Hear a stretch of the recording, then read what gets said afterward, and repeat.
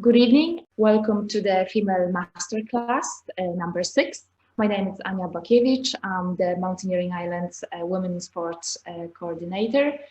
Tonight, our guest and speaker is Eimir McSWiggan, an Irish ice climbing athlete and already a legend.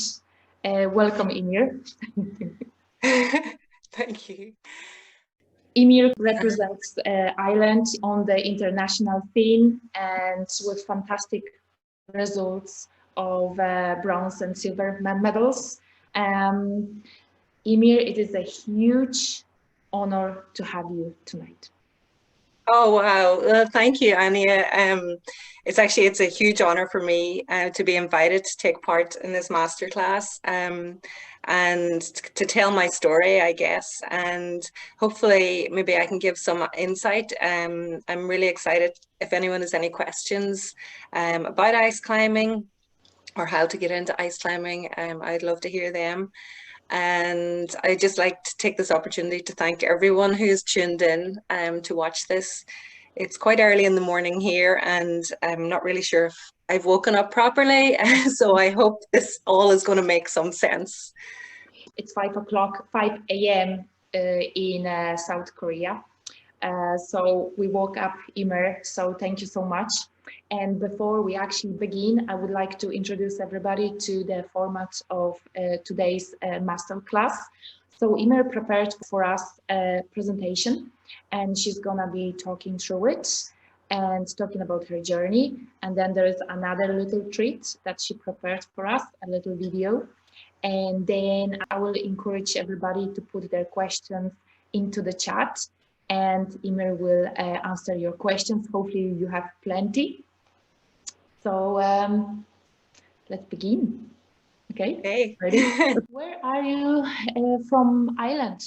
I'm originally from County Tyrone, from a very beautiful area. I grew up on a farm just outside the village of Gorchin. If you know Gorchin, great, and if you don't, it's definitely somewhere worth a visit. It's a village just at the foothills of the Sperrin Mountains. So I grew up on a farm with my parents and 3 older siblings. I think that lifestyle and that has had a huge impact in my whole life. And I think especially when it's come to climbing, as a kid, I loved the outdoors. And I think I was very lucky to have just grown up in that kind of pre-technology era where every day was an adventure, and we always had, there was a lot of work to do on the farm, but we always had worked as a team. And I just love getting involved in everything. And I think having that connection with nature was something I really missed when I left home to go to university. And it was only when I found climbing again that I kind of felt that it was the exact same feeling as those kind of days back in the farm. So I think that is, yeah, has had a huge impact in my entire life. And how suddenly you end up in Korea? How? Yeah, that was something that it was definitely not in my kind of long-term plan for life. And I went to Dublin and I studied architecture in Dublin, and I'd been working there for a few years, and I was kind of approaching 30, and I had always wanted to do the 1-year working holiday visa program to go to Australia, and I was kind of running out of time. So I decided to quit my very good job at the time, and I went to Australia. And it was an amazing experience. But when I came back a year later, the economy had completely changed. A lot of people had lost their jobs at that stage, and there were no jobs available. So I had been, I guess, in Ireland for about 6 months, and I was looking for work, and I was looking at different options, and someone introduced me to TEFL, so teaching English as a foreign language. Yeah. And yeah, I started thinking, I did a summer camp in DCU teaching Italian students, and I really loved it. And then I looked at opportunities of teaching abroad. And I think at that stage, I was looking at 2 options. I some of my friends had moved to Australia because there was work for architects there. And I just thought, oh, I'm not going to go to Australia because people go to Australia and they never come home. I'm going to go to South Korea for 1 year, and like that's been 10 years now. So it was kind of, maybe it was fate that I ended up here, but it definitely wasn't something that I had planned. How did you start climbing? What's the connection? When did you start climbing? Okay, I put together a few slides, just maybe will explain my story a little bit better. This was the very first place that I actually did rock climbing. I'm sure there are some climbers maybe on here who can recognize this. At the time, I didn't know it was a famous area. I didn't know anything about rock climbing, but I was traveling in Australia and I met some people who were going rock climbing, and they invited me along. This is Mount Arapiles in Australia. It's quite a famous, I think, mainly trad climbing area. And I have a picture of, this was me on my very first rock climb. I think I look back at this picture quite often, and I see that I really loved it from the beginning. And it's kind of hard to tell though, if there's potential there for this girl to become, an international competitor in climbing. So I loved it first go, but I thought I'm too old for this kind of sport. I should have started it younger. Though I kind of put it in the back of my mind, and I'd moved to South Korea then, and I think I moved to Korea in November, and I was living in a satellite city outside Seoul, and for the first few months I didn't meet anyone. I was teaching in a huge girls' high school, and I was the only foreign teacher, so I did questions. Yeah, I was teaching English, and I couldn't speak any Korean, and yeah, it was a hard couple of months because I guess Christmas was in the middle of that. And I just remember phoning my sister on Christmas Day crying, going, what have I done? But at the same time, I think I knew that it was for a year, and I just had to give it time. And the other option was coming home, and I knew that, well, there was no job opportunities at home. So I just stuck with it for a few months. And then in the spring, I started searching for activities for expats living in South Korea, and trying to figure out a way to meet people. And I came across this group. It was a beginner multi-pitch rock climbing school for expats. So it kind of it sounded perfect. So immediately I responded. The course had actually started the week before, but the organizer said that if I wanted to pay the full fee, that I could join from the second week. So I signed up immediately, and I think that was, my life just kind of completely changed just from the first meeting. And actually in the picture, this is the group that I did the climbing school with. And in the right-hand side, person I want to draw attention to is a good friend of mine from Mayo, Louise Cleary. And it was amazing to meet someone from home and somebody who had a similar interest. And Louise had been living in Korea, and she had been climbing, so she was already kind of integrated into the community. And so she started bringing me out with her, and I started meeting other people, and everything just started to unfold from there. And after that few months of kind of doing nothing, I was busy all the time. And then after that, I guess I wanted to learn more about climbing, and I'd heard there were a lot of good climbing gyms in Korea. So I went in search of a climbing gym, and I found one that was 1 hour from my home. This is actually quite a recent picture of the climbing gym, but it's exactly the same as when I joined 10 years ago.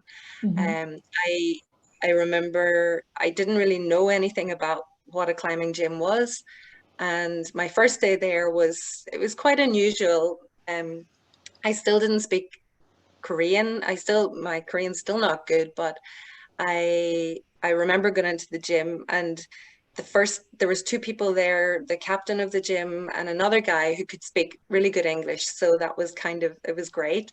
And the first thing they took out a weighing scales and they weighed me. And I was like, this is very strange. And they were just like, mm.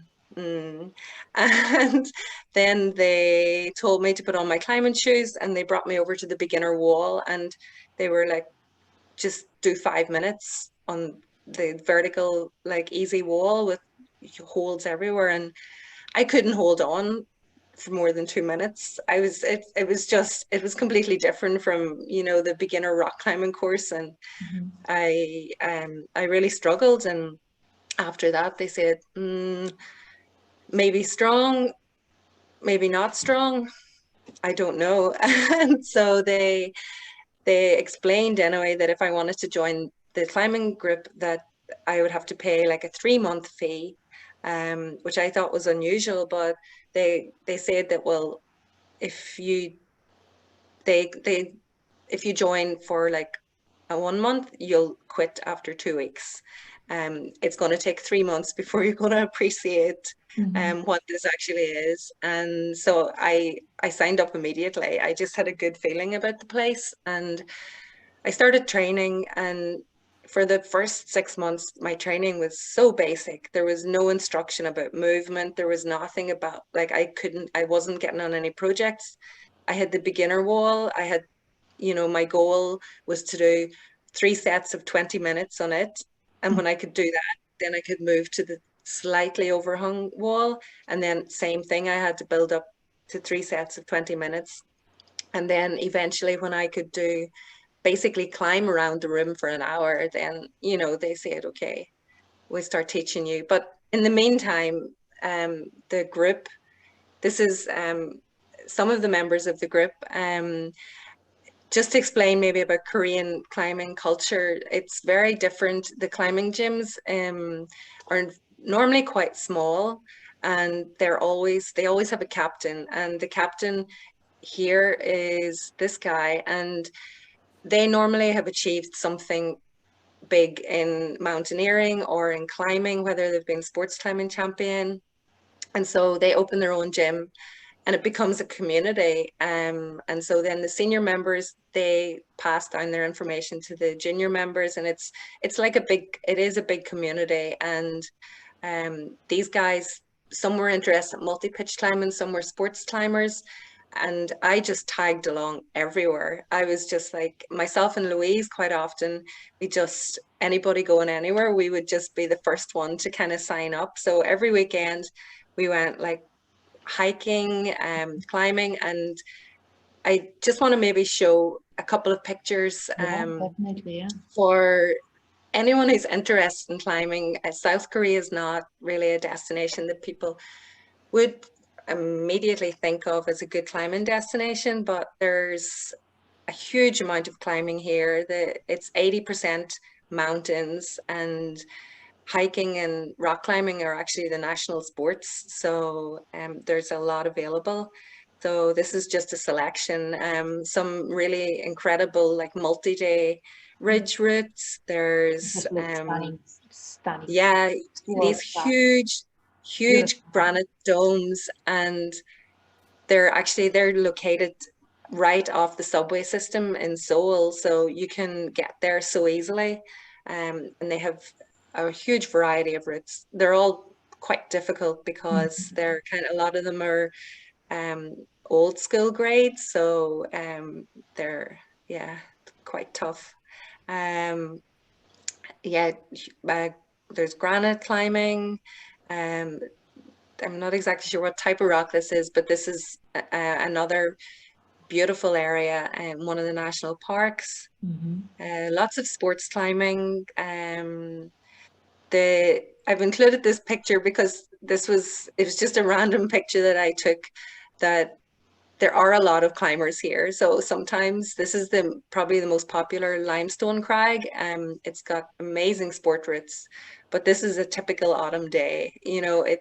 There's a lot of people. The crowd sometimes can get to you, but there's always a good atmosphere, and yeah, you were there's always saying some that people are queuing. Actually, climbing is so popular that people are queuing to actually climb a route. Yeah, well, like especially this crag, because it is seen as the best crag for sports climbing, and so there is a system in the busy months where you have to line up your shoes, and you have to wait your turn. Some crags, if they're really busy, they'll kind of have a policy that you can't actually work a route, that you have to kind of take 3 falls and then come down. But it just depends. It depends on the people there. This crag, there's a lot of people working a lot of really hard projects that they've maybe been working for a long time, so they understand. And also outdoor walls. So the style of climbing is small bouldering gyms, and then there are outdoor walls in almost every city. And these walls they're funded by the government, and they're normally either free or very cheap to use, like less than €5 for a day pass. And there's a manager there. The routes are set quite often, and in the winter time there's always 1 or 2 of these walls that are dedicated to dry tooling, which is great because there's enough space around that you can make it more secure for falling ice axes, and that's hopefully there'll be 1 or 2 opening up this winter to train on. Wow. And you were saying that actually South Korea has a special kind of relationship with hiking and mountaineering. You were saying that it is the national sport, is it?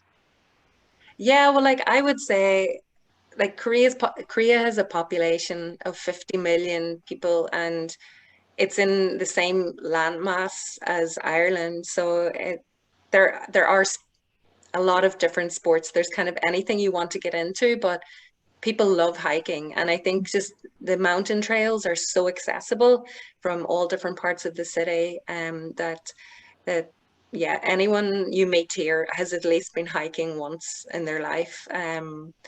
And yeah, quite often people that's what they would do on the weekend. So okay, it's great. Show us how you train. Where do you train? This is my introduction to ice climbing. It wasn't actually meant to happen. The Ice Climbing World Cup was in Korea for the first time.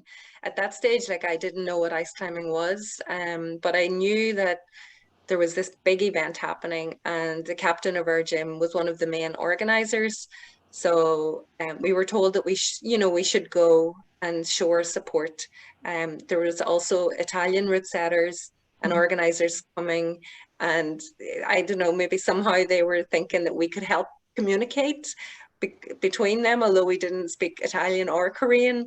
But so we got on a bus and we arrived at this destination, which is like, it's 4 hours away from Seoul. But we were there 10 minutes, and somehow we'd kind of been tricked into like getting on the wall ourselves. So there was a beginner wall right beside the main World Cup stadium, and suddenly we harnesses on and crampons, and this was us on our very first ice climb. Yeah.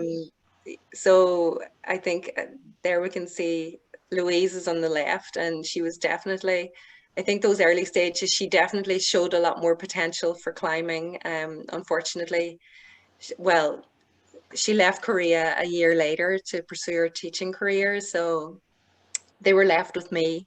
And then I really liked it the first time I went back. I started training, I started climbing that winter, a lot of ice. This is one of the training grounds. It's actually farmed ice, so it's quite it's artificial wall that has been made by pumping water up to the top.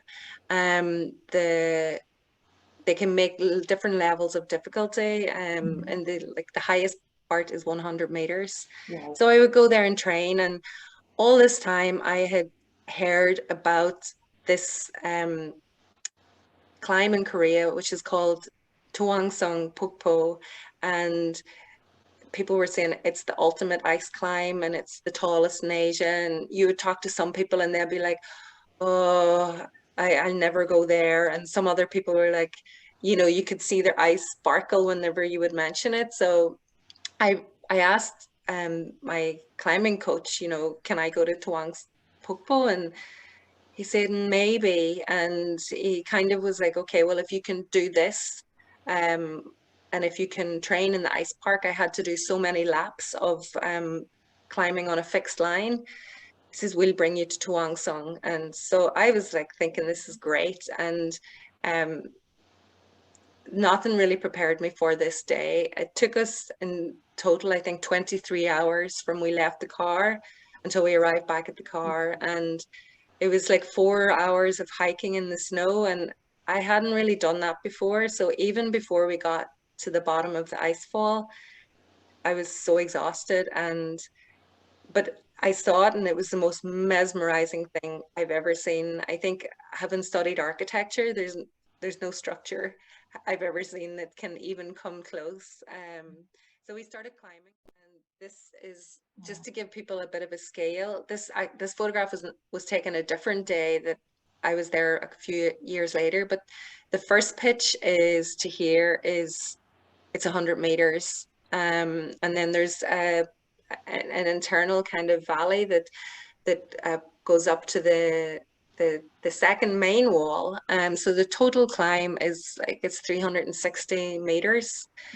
So we started off climbing, and you know, I very quickly realized that I was well out of my depth. No one had been on this ice for some time. I think it had been closed. So it was maybe a lot of it was for ice climbers, water ice 5, or the upper section was water ice 6. I was following, you know, it shouldn't have been very, you know, and logically it shouldn't have been so scary, but I think my energy level was so low. And I remember getting to the top, to the first pitch, and I was starting to lose my mind. And, you know, looking back, it's kind of embarrassing. And I was crying, and the Koreans were just kind of, you know, they were just ignoring me as if that was quite normal. And so I remember just hanging around here at the belay, and they had used like really long, like 130-meter ropes. So the leader had climbed this in one go, which is, it's a huge amount of ice to climb in one pitch. And so I was just hanging here waiting, and like there was so many new things were happening, like even the sound of ice falling, like when it falls that far, it's just like a bullet going past you. And like that was just like little shards that maybe was falling from the leader's foot as they were climbing. And I remember hanging in that belay, and there was one guy was left beside me, and we were the last people coming up. And I think he was left to just kind of mind me, because they knew I wasn't in great shape.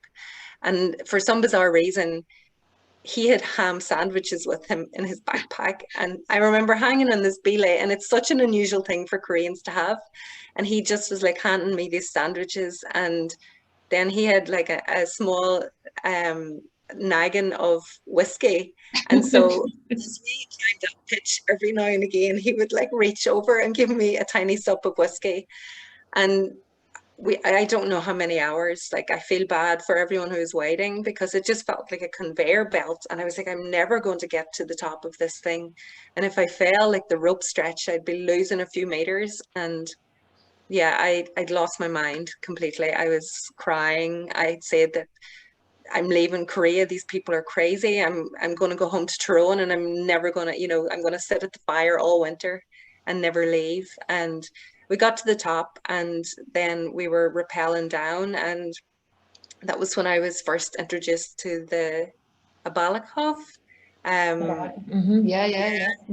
The ice climbers will know whenever you thread 2 ice screws through the ice, and that's your anchor. Basically, this you thread a rope through it, and to see that after that day and to be introduced to that, I just like, this is just crazy. You know, I realized later that, of course, that's like a really good technique, and it would like perhaps hold it the weight of a car. So eventually I got off the mountain and I cried, I think, and I was just in a complete kind of tantrum for the half of the day. And even in the hike out, I was like, I'm never going to speak to these people again. This is just, how did I get myself into it? And as we were just hiking towards the last glimpse of the waterfall, I looked back and it was just the most beautiful thing. It's like some kind of like celestial veil. It was moonlight and it was just like hanging there, and just my mind just switched, and I was like, oh, I'm going to train really hard and come back and climb this next year and not like lose my mind. I think I've included this story because that was kind of a turning point for me in climbing, because after a few days I felt so embarrassed that like, why, you know, when I was in a difficult situation, I couldn't hold my mind together, and that you know, everyone else was able to do it. And I kind of realized that that's where you have to start looking for kind of mental strength whenever things are not going well and you're cold and you're hungry. So that's where training started. And I I started training really hard. And that's kind of, yeah, I ended up like a couple of years later competing for Ireland in the World Cup in Korea. And then from 2015, I've been competing in the full circuit. And I think 2019 was definitely my best year. I finished overall third in the competition. So yeah, that's kind of how I got to where I was. I don't know, that probably didn't answer the question you asked, Anya. Oh, no, it's great. It just shows your well, it shows your character, first of all, because after the first proper ice climbing, you didn't close off to this experience. You just went for it. You know, you were like, right, I'm doing it. Which just shows off the character and what you made of. No, I think great. actually living in Korea as well, I think a lot of my initial climbing and training, a lot of it was, I think, down to me not understanding. And there was kind of a blessing, because quite often, you know, I would just be someone would say go, and I would just have to climb, and there was no kind of, I couldn't listen to people, you know, saying maybe I couldn't do it, or, and I remember one time I was climbing at one of the outdoor competition walls, and you know, I was climbing and I was just like, I couldn't do one move. It was so difficult. And I just remember my coach like bringing me over to this other lady who I saw climbing, and he was like, you know, you're the same, you're taller, like, why can't you do that move? And, you know, I started thinking, well, why can't I do that move? What's wrong with me? And I start then training harder, but like, I only realized like 6 months later that she was a 13 climber in sport climbing, and she was, you know, so I think a lot of, yeah, I think quite a lot of it, you know, I didn't have maybe the language to, if I was told to do something, I didn't have the language to be able to kind of contest it. And I think that was actually a good thing, that I just got on with the training, and just that was. Yeah, I'm gonna use your advice. Just ignore everyone around you. Yeah.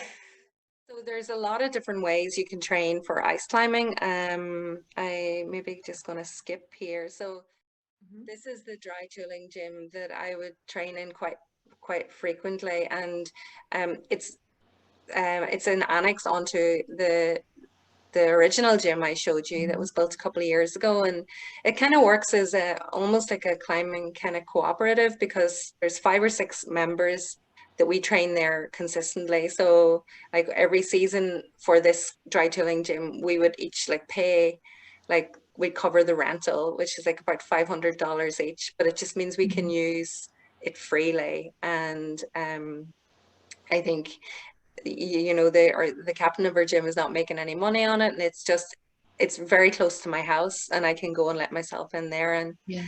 I think that it kind of shows space is very limited in Korea. Like, you know, training facility wise, I'm sure in Ireland, like people would have garages this size. So Yeah.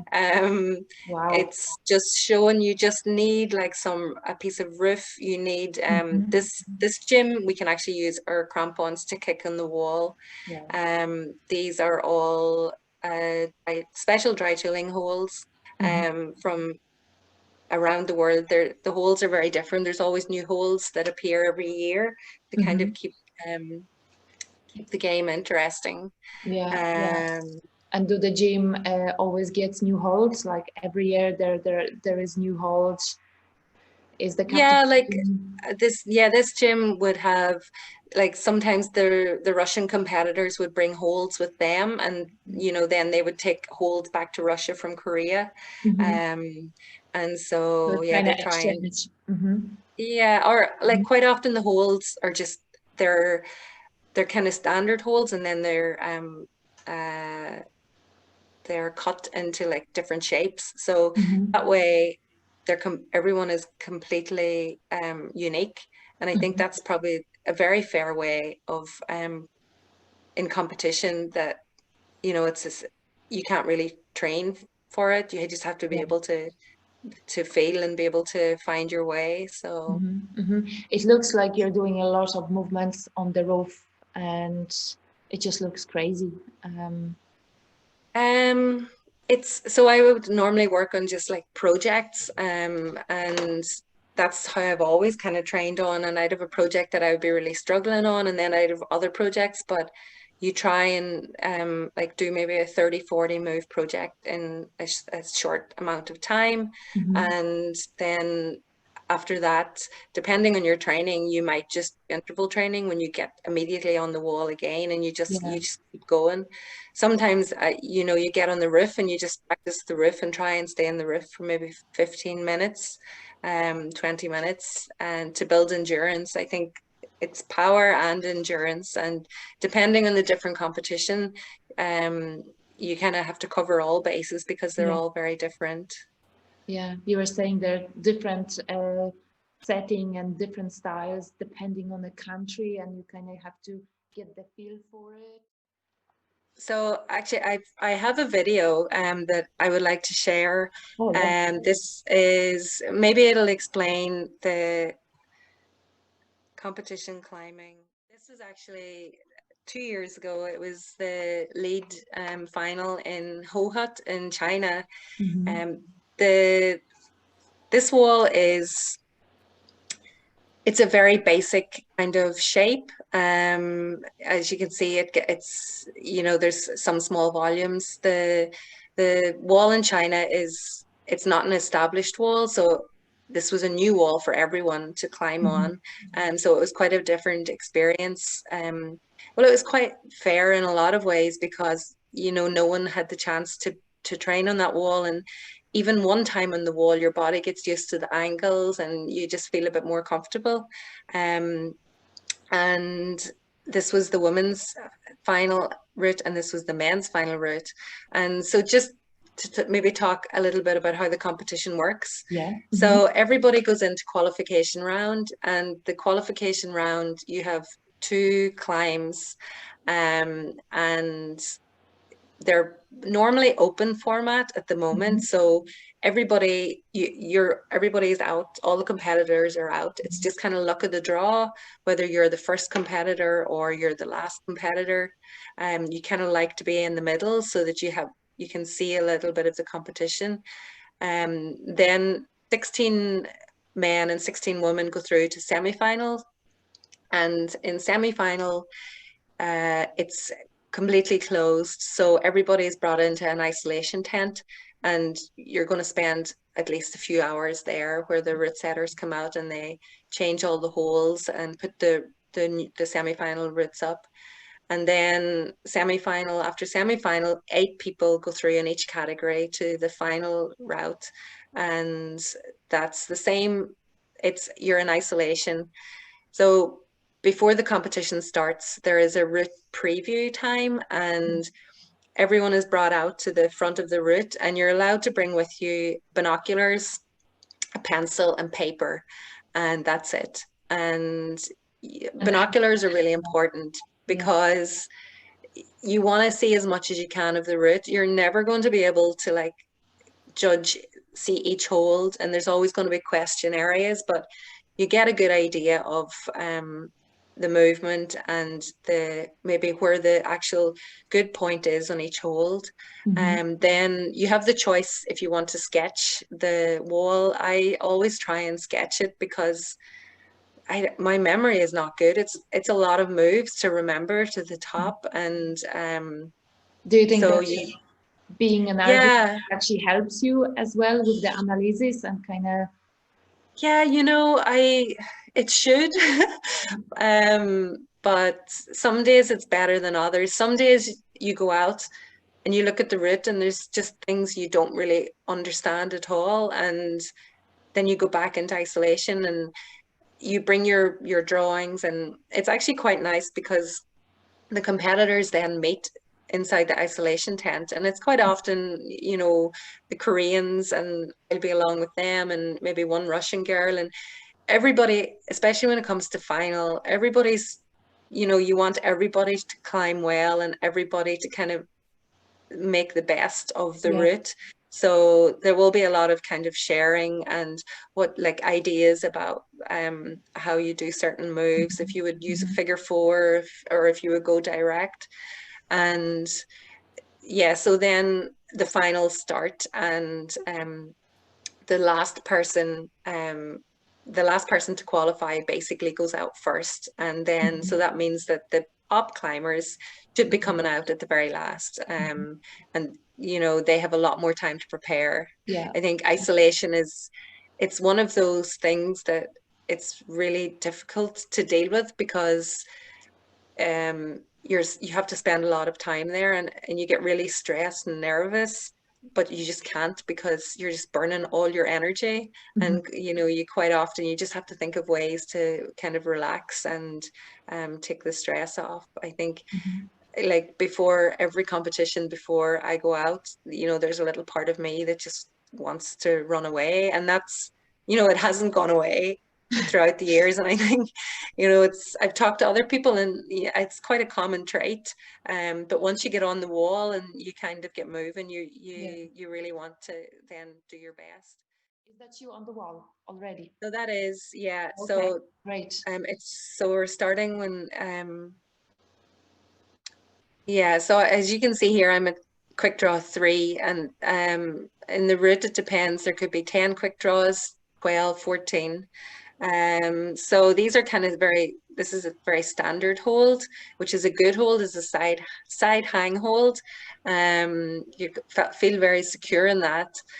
And the quick draws are the most important. They're worth the most points. So you always try and always be thinking, can I clip from here? Should I move from here? This next hold now this is a very typical Russian hold. Now, this route is kind of very Russian style, which is very technical and very powerful. And the hold is actually, it's a completely flat metal plate, and they have tiny little divots on it. So you have to try and get your axe into the divot. And there's a lot of strain because if you move, you can slip off it so easily. These holds were new for this competition. They were stone holds, so everyone was kind of a little bit nervous. When you're not used to a certain hold, it takes a while to get used to them. So I'm continuing.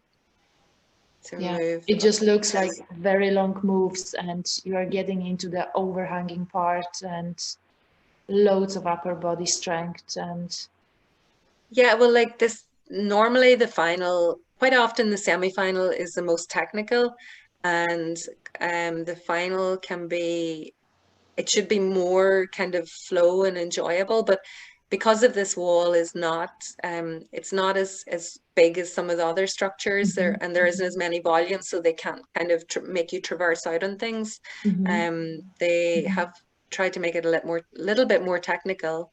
So quite often you can't actually see the hold. So you're actually you're feeling with your ice pick, and you know, sometimes you're not 100% sure, but you have to just go because, and it's amazing because sometimes if you have enough belief in it, you can be amazed what you can not be in the right point, but yeah, you'll just hold on somehow.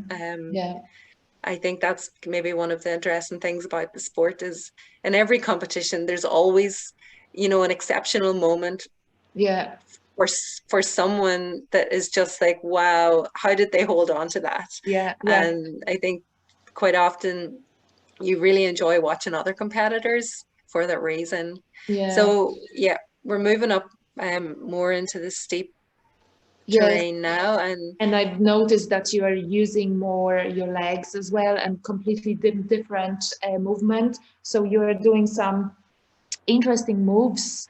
I heard of them. They're the figure of 4, figure of 9, figure of 8. If you could tell us about it. so the figure of 4 and figure of 9. The figure of 4 is actually when you have one, say your left arm, and you're putting your right leg over, and that's the best position for moving higher, because you can get more reach up. This is a figure 4. It's really useful in roof terrain, and it's really useful on very small technical holds because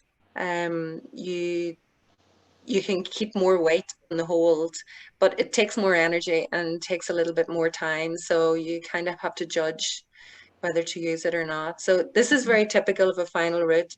They've brought us through this kind of very fast moving few quick draws with big holds, and then they bring you onto a few small technical holds, and it's just to change the pace. And I think this was where a couple of competitors fell because yeah, these were two very skaty holds, and I think you'll see that I almost slipped here. Yeah, my pick came off that one, and so you want to move quickly to the next hold. The Russian style has a lot of like really aggressive underholds, like Stein holds, floating Stein holds, and that's just kind of their style of training. So these moves are, yeah, so You're you completely upside always, down here. It's just crazy. you have to, like, this is figure 9 now. So this is, you normally use that when you're traversing to a different route. And in the route finding, you kind of want to work it out that you get the sequence right, but it doesn't always work that way. Yeah.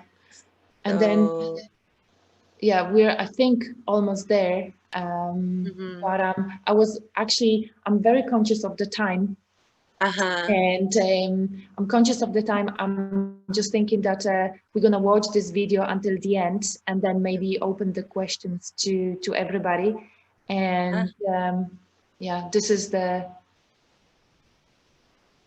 clip 12. That looks amazing, but I'm wondering about your shoes as well, because they look like normal climbing shoes, but they have the peaks, they have crampons on it. They look quite unusual. So the climbing shoes are specialist competition ice climbing shoes, and they're lightweight, but they have crampons, and they have one point in the front, so that you can actually, they're quite light, and you can pivot a lot on them. You go through a lot of front points. You'd have to change them for almost every competition, and yeah, for this wall, I remember it was quite difficult to kick into, and there was a few people did break their front points, which is never ideal in a competition because you won't have to keep moving. So I think at this point, I maybe showed this video as well because this point was probably the point I remember of any competition I've ever done that I really felt like giving up. I know it's, it's kind of hard to see, but I just, at that stage that getting a quick draw when you're that high up can mean the complete difference of, ending on the podium or Yeah. ending almost at the end. And my hands were so frozen. It was minus 20 degrees in Hohut, and you wear very thin ice gloves, golf gloves for ice climbing, and that's a problem if your hands get cold. Yeah, Like, because you so had I finally got problems this here clip. to flip. Yeah. So like you can keep moving your axes, like you can try and hold on to them, but the clipping is quite difficult, I think.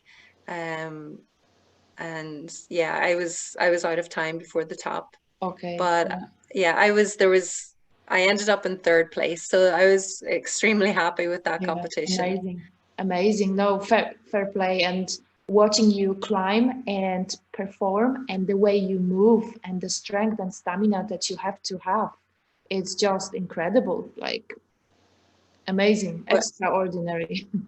well, I don't know.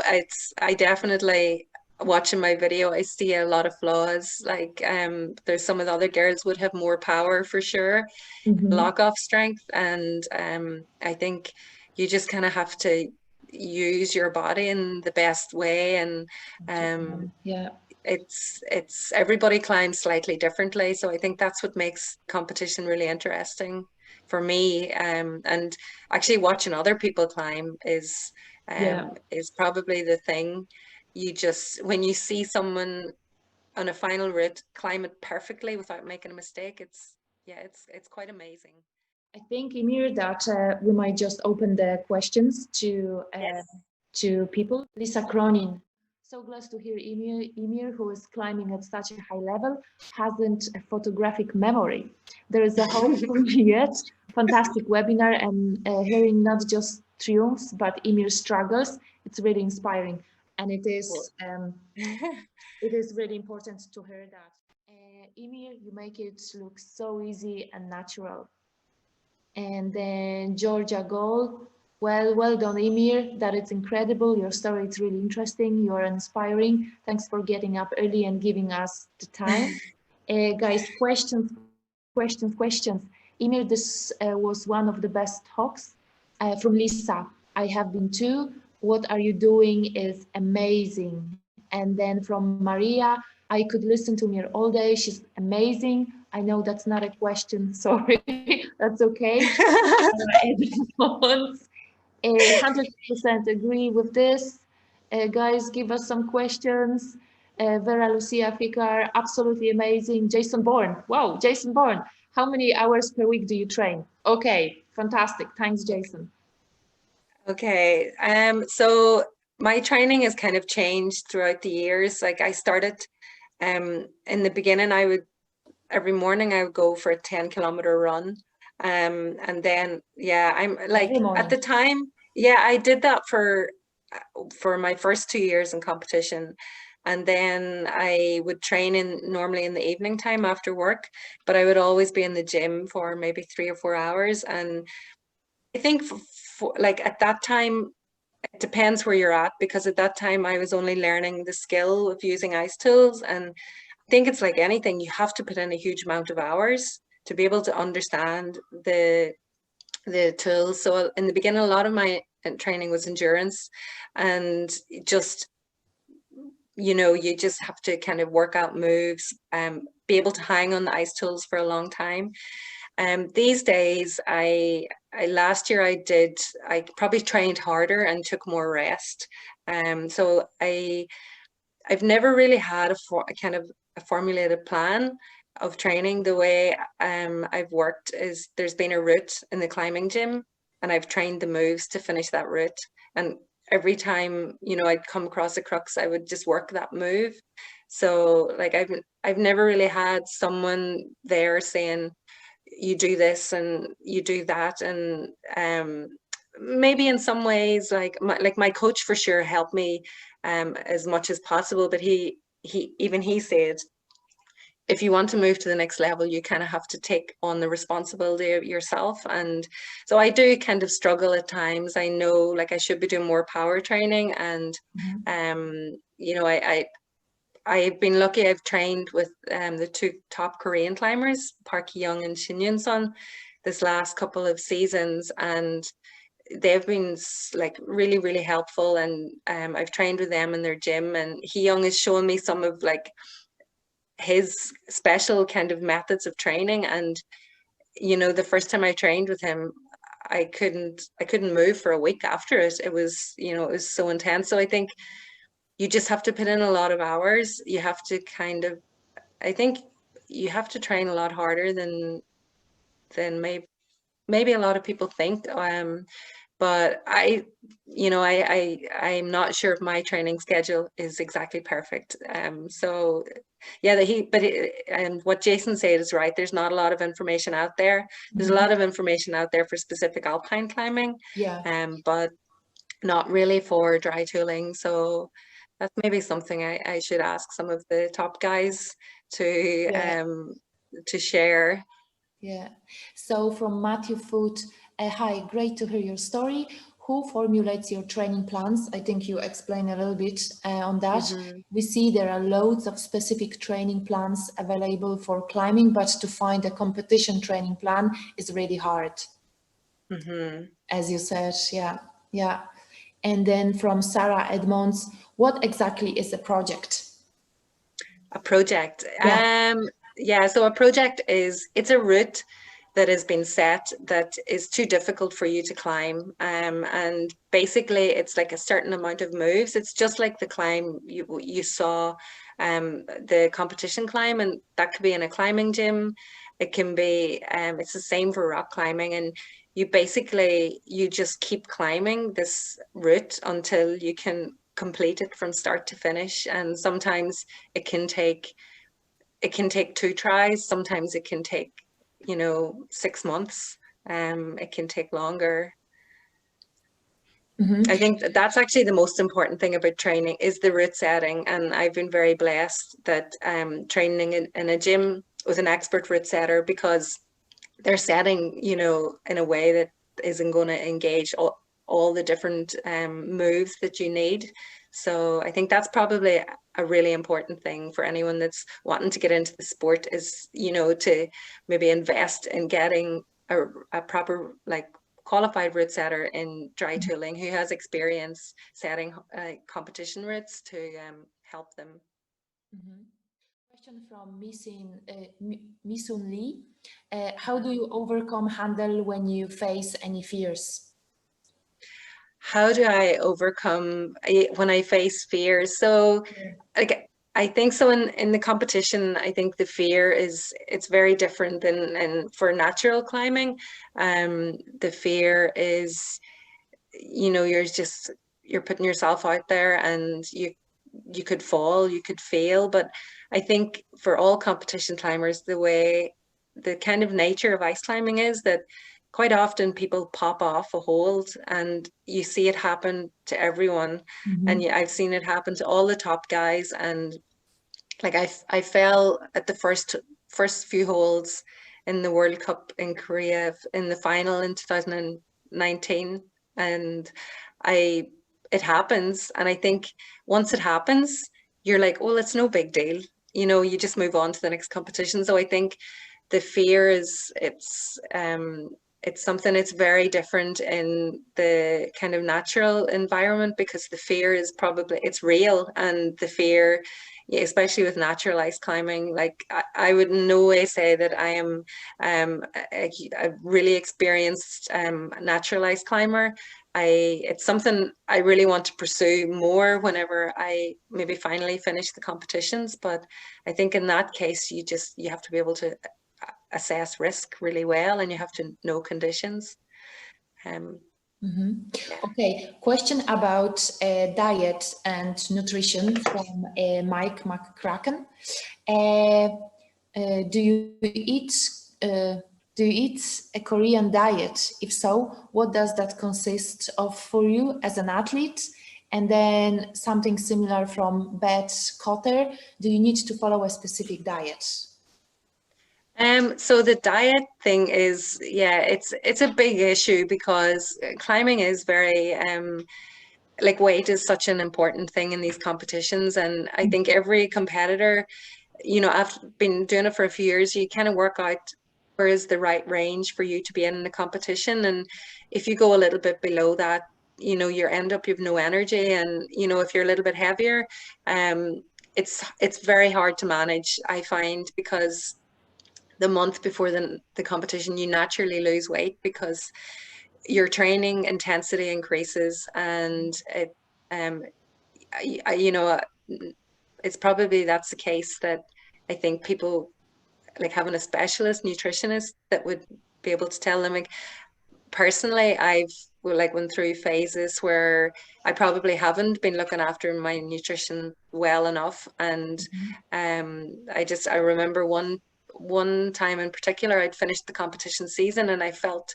so exhausted, and I just thought, oh, I just, you know, maybe it's just taken too much out of me, and I came back to Korea and I was just walking around in kind of a haze for a few months, and I had a checkup with my school, a health checkup, and found out that like my iron level was half of what it should be. So I think maybe as competitors, we just keep plowing on, and sometimes it's you just don't see these things creeping up on you. But as for the Korean diet, I absolutely love Korean food. I think I could eat. I find maybe having rice and kimchi in the morning still is a little bit unusual, but I just feel as if it's always very nutritious and really good. And yeah, I try, you know, but I have a real sweet tooth as well. So Do you eat I know that it's, yeah, I do. But I think if you're training a lot in the cold, you can get yeah, away with that sometimes. yeah. You need it as well, you know, leadership. Uh-huh. Question from Lauren. What is your favorite venue or comp on the circuit? Um, so I really love Korea. I think for most competitors, like there was a survey done last year and Korea was top for a few reasons. The wall is so big. They're like the climbing route for the finals first is over 45 meters because they can make you traverse through ice barrels. There's like roofs. It's so interesting. And for a competitor, when you get on the wall, you're going to get your kind of value for money. You've traveled across the world, and you're going to at least get like should be able to feel a pump, which is kind of what we all want. I really love, you know, every wall is very different. I really love the wall in Italy because it is a lot more ice, and it's kind of more three-dimensional, and it you yeah, there's a lot of different ways the route setters can use it.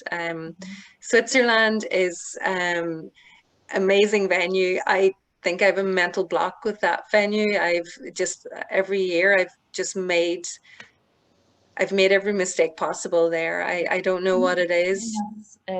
What the venue looks like, so everybody can actually kind of think, you know, why you could have a mental block, or you think you have a mental block, because it's quite an unusual one, isn't it? It is. So for people who so this is the Korean venue. So this is what I was saying about like it's a huge wall. There's a lot of things going on. Um, the this is Sasfe. So Sasfe is the original ice climbing, the kind of home of ice climbing, and it's in the beautiful ski village of Sasfe. But this is actually all underground. It's a huge underground, like 10-story car park. And it was built because they wanted to make the village completely car free. So it's circular in shape, and the way it's been designed, there is this void in the middle, which has ended up to make it perfect for ice climbing competitions. So the Swiss style, like the different styles of route setting. I would say the Russian style is very kind of aggressive and quite really powerful moves and very kind of technical. And then like these are generalistics. You know, the route setters they're always able to kind of pull surprises out of the bag, but the Korean style is much more dynamic and flowing, and it's more about the constant moving. And the Swiss style, like it's precision.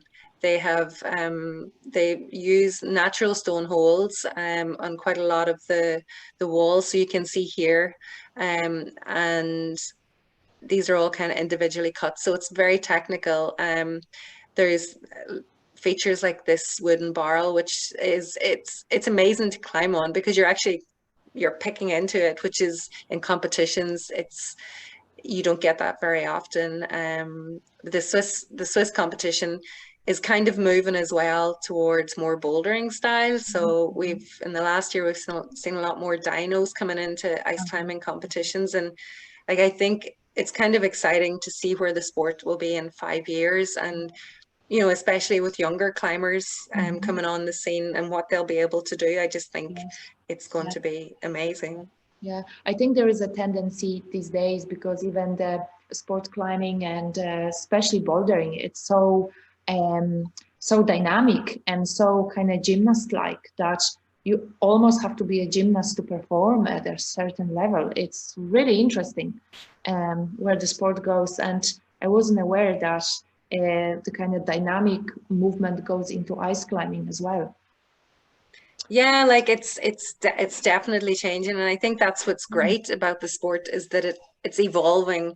And I think especially for the women's event, I think talking to the route setters, like the women's grade has in the last maybe 3 years, like the grade of the final routes has increased dramatically. So I think that's really great to see that you know, there's more women getting involved in the sport, and you know, they're starting to set routes for women. I think it kind of just happened out of necessity, because when they started having 2 qualification routes, it was a new rule. Originally, we had just 1 qualification route.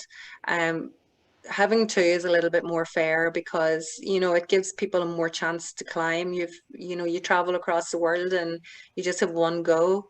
But when they started doing that, like a lot of the walls just didn't have the space to be able to have like 2 qualification routes for men and 2 qualification routes for women. So in a few cases, the women and men climbed the same qualification route. And, you know, it was surprising, like the girls did really well on the route. And I think the only difference was maybe that the men actually made it a bit higher. But especially for the top female competitors like Maria Tolakanina and Yun Sun Shin, yeah, I think they were especially delighted, because it gives them more of a challenge. And you know, sometimes they may find the final route a little bit too easy for them. Yeah, so I think that was kind of maybe a changing point when they realized that, oh, you know, the women are getting stronger and they're capable of a lot more. Yeah. Okay. Few questions. First one, how many hours per week do you train? Okay, so that's actually it depends on, I guess, my schedule. If I'm working, normally if I'm teaching, I still will go for a run in the morning. That's kind of something I try and keep consistent before competitions, and I train 3 hours in the evening, 3-4 hours. And I would normally train 2 days on, 1 day off, 2 days on, and then depending, you know, you check my body condition. So it's very hard to say exactly how many hours, because there's a lot of kind of supplementary activities. Like quite often I go for a long bike ride after training, I think, or I go for a run, or I go hiking. So it's probably something I should be documenting a little bit better. But I think, like, working full time as well, I've been lucky this last year. last 2 seasons that I've had like a few weeks off before the competition. So then you can really just ramp up your climbing then, because you can just kind of focus on training and then just resting. So yeah, I'm sorry, I can't really answer that question very well. It's really good because that actually goes in line with Lisa's question: how do you balance your working life and then the training? And then she also asks if you have any desire for inspiration for mountain, well, mixed climbing, mountains, ice, mixed alpine routes, as well as dry touring. Okay. Yeah, so I think as for competing and balancing work and that, it's, you know, I've dedicated kind of quite a few years just to this sport now, and like I live in Korea, and that's kind of been for me, that's all my focus. And I suppose a lot of other parts of my life have maybe kind of just gone to the wayside because of that. I think you only have so much energy, and you, like for me, it was just training, and to live in Korea as well, like, you know, I needed a job, and you need a job to go to the competitions and to be able to travel. As for alpine climbing, I wish I have had a chance to do more. I think the first few years I traveled to the World Cup, you know, I had great ideas that in between, you have like 5 days in between the competitions, and um, for a couple of years I would go to the Dolomites, and I was actually, it was probably like a memory now that is really important. I had the chance to climb with Tom Ballard, who unfortunately died in expedition last year, and we got to climb some of his alpine routes that he has been working on in the Dolomites. And I yeah, but the thing is, in competitions, you realize then that actually you can't do that when if you have 5 days in between. You're so tired after just the stress of a competition that you have to take maybe 1 day rest, and then you have to do a little bit of light dry tooling, and then you have to prepare for the next competition. So for sure, I think once I finish competition climbing in particular, or this year, like there is no World Cup circuit, there may be a European championship. So if that doesn't go ahead, I would really like to focus and getting out more in the mountains, and especially in Korea, experience more of the ice routes here. And I think, you know, get more experience ice climbing and feel more comfortable at it. And you know, it's in some ways you almost feel like a little bit of a fraud, because you know, you're in this competition that is called an Ice Climbing World Cup, but you know, I don't have a huge amount of experience natural ice climbing, but hopefully that's something I can work on. Okay, I'm very conscious of the time. Yes. It's actually quarter past. Okay. Oh, there's so many questions to you. There is actually a question from Matthew again about, you said that there are outdoor walls that are set for tooling every winter. Is it pretty common? Is it pretty common to find gyms in Korea that cater for dry tooling? So it actually is. There are a lot of ice climbers in Korea, and in the winter, that's what a lot of people just, they change and they spend the winter dry tooling. So a lot of gyms they just will have the bouldering gym. So I train in that little gym that is specific dry tooling, but some of the gyms, they just have a specific time, like dry tooling time is 1 to 6, and they just will have the dry tooling holes like mixed in on the regular holes. And you know, as long as they have some sort of a little backing on, especially on Stein hole moves, that you can do that. And I think you don't need a huge amount of space. It's something I have learned for training. Like a lot of the top competitors, they train in you know, they have climbed a lot outside maybe before, but for anyone that is like wanting to set up something, like I think it's definitely it's very doable, and I think the route setting is just the important thing. Yeah. So if somebody wanted to build a special dry tooling wall in Ireland, it shouldn't be any problem, are you saying? Because I think it's the best idea I've heard. you could I help think, with that. yeah, Yeah. for sure. You know, it's something Yeah. I've worked a lot with Damien O'Sullivan from Mountaineer in Ireland, and Damien's helped me a lot with the competitions and so many things. And, you know, it's something we've talked about so often is, you know, I really want to give back to like what I've learned in Korea. And it's, you know, it's always been my intention to move home, and then I've stayed for another year, and but that's something that I'm really passionate about. That I've had a few Irish climbers who have visited Korea. They didn't visit me in Korea because I didn't know them before, but they were very kind of avid trad climbers, and they came to the dry tooling gym and they were really surprised. They loved it. So I think even if you're not going to go out and like do mixed climbing, or, you know, I know the ethics of dry tooling on natural rock, yeah, um it's it's an issue that definitely have a lot of issues with it myself. But if you can just see it as even a method of training, and something different, like, it's a lot of fun when you get a few friends together and you're in the climbing gym dry tooling, and maybe a good break for people that maybe have an injury, a finger injury or something that's maybe not letting them sports climb to their best of their ability. But I think it would be nice to actually have the facilities in Ireland as well. And then maybe if somebody is listening now and gonna get inspired or get the idea that, you know, maybe it's gonna put up a project, maybe an outside dry tooling wall would be amazing. Like you can climb during the rain as well. And Exactly. I think that's the yeah. thing, the beauty about dry tooling, that like we train quite often in the summer here because it's like it's monsoon season.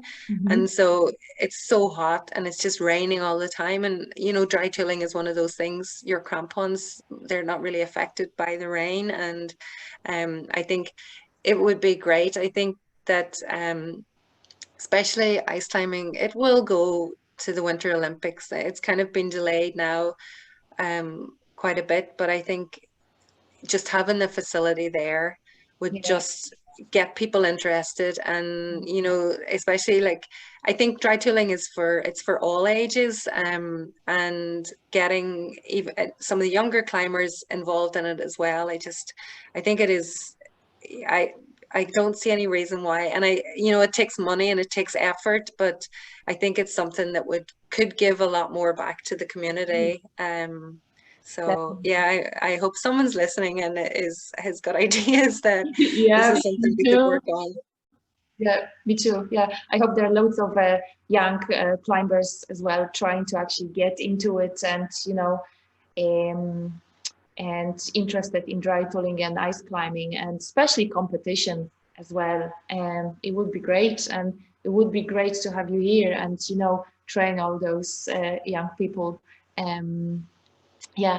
Okay. So again, the time is something, but I have the last one question for you. What's your plans? What's your future plans? Oh, that's just the hardest question ever. And we didn't I rehearse that.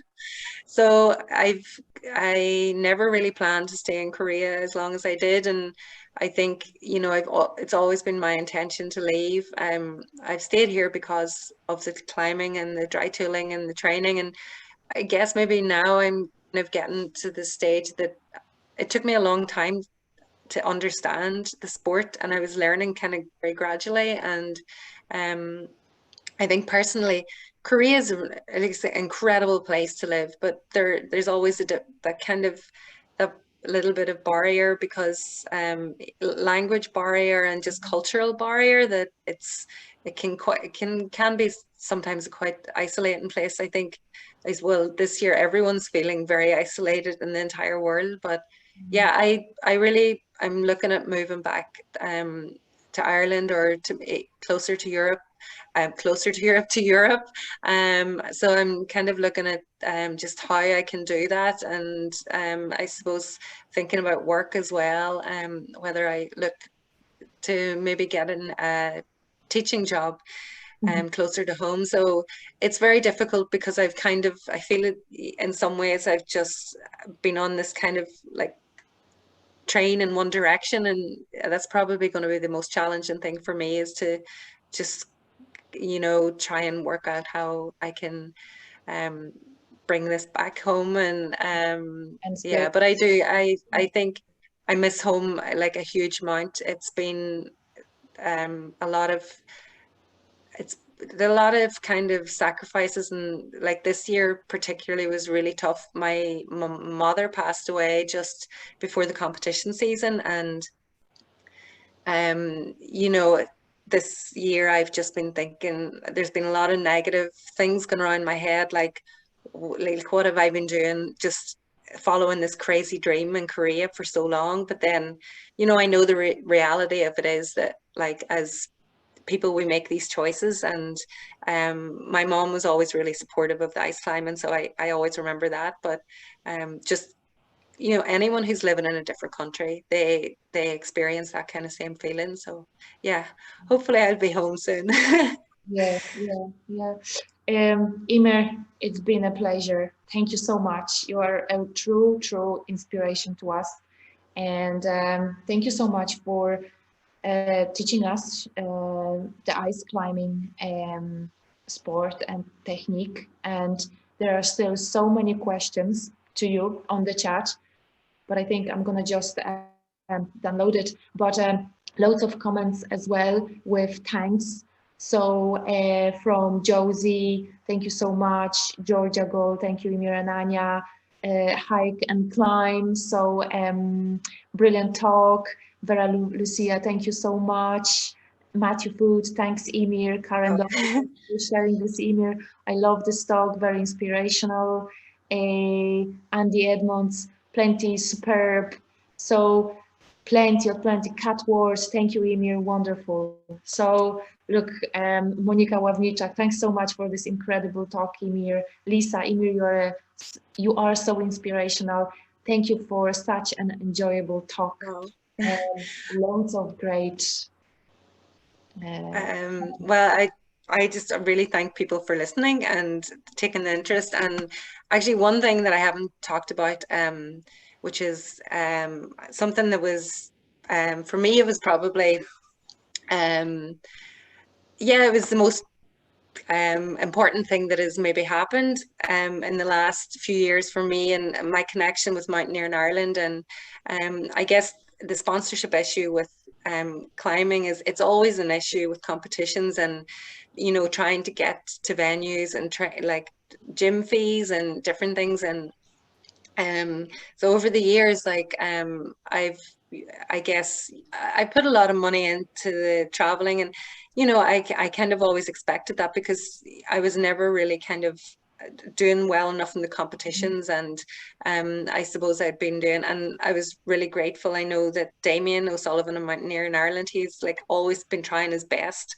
to secure funding and different things. And in 2019, he emailed me with the idea of having a GoFundMe page to go towards the ice climbing season. And I immediately was against it, because I just said, no way, I can't ask people to pay for, for my ice climbing competitions. And I think in the end up, he set it up kind of before getting my approval. And I was just amazed by the support that I got from so many different people. And I just wanted this opportunity to thank everyone. And it really, I think it made the difference completely for that season. And I think like all the competitors laughed, because the very first competition, in Cheongsong that year, I burst out in the qualification and finished in first place. And you know, people were just like, where did that come from? And I think it was just kind of knowing that I just had so much support at home. So it was, the money was so important, because it just made the season so much easier. And it was just, I think it was just everything. And I ended up with my best result for the year. And I really appreciate that, people who give their own money towards that, because, you know, there's a million things you can give your money towards. And it's, yeah, I just, thank you, everyone. You're very welcome. You're very welcome, and I hope we can still support you. And then maybe there is somebody out there who, you know, it's listening and getting some ideas now. So that would be great. Yeah. Okay. Eimir, thank you so much. It's great to have you here. As I said, you're a true inspiration, true legend, and please climb, please train, and hopefully, you know, we can support you and help you with your career, and you can still climb for Ireland. And even being so far away, you are still with us. Well, thank you so much, Anya. Yeah, this has been really, I was really dreading this talk because I'm not very comfortable public speaking, but I think it's really given me a lot of energy now, and I'm going to hit the gym today. So Yeah. it's given me a lot of energy and thought for the future. And yeah, thank you very much for having me.